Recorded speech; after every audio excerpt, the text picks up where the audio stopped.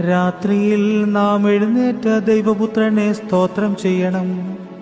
എന്തെന്നാൽ കർത്താവ് വരുന്നു എന്ന് രാത്രിയിൽ അട്ടഹാസമുണ്ടാകുകയും നീതിമാന്മാരും പുണ്യവാന്മാരും ദീർഘദർശിമാരും ശ്ലീഹന്മാരും പരിശുദ്ധ സഹോദരന്മാരും തന്റെ എതിരേൽപ്പിന് പുറപ്പെടുകയും ചെയ്യുന്നു.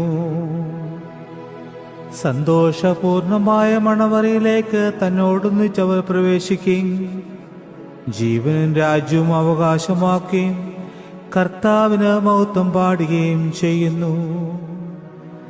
കർത്താവേ, എന്റെ കിടക്കയിന്മേൽ നിന്നെ ഞാൻ ഓർക്കാത്ത രാത്രിയില്ല. നീ എത്ര ഭയങ്കരനാകുന്നുവെന്ന് രാത്രികളിൽ നിന്നിൽ ഞാൻ നിരൂപിച്ചു.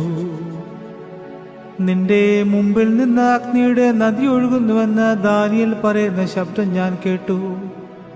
എന്റെ കടങ്ങൾ വളരെയാകുന്നത് കൊണ്ട് എനിക്ക് ആ കഷ്ടം.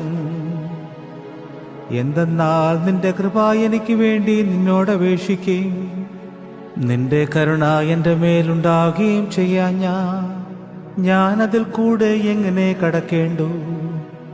കർത്താവേ, നിന്റെ കൃപ നിമിത്തം എന്നോട് കരുണയുണ്ടാകണമേ.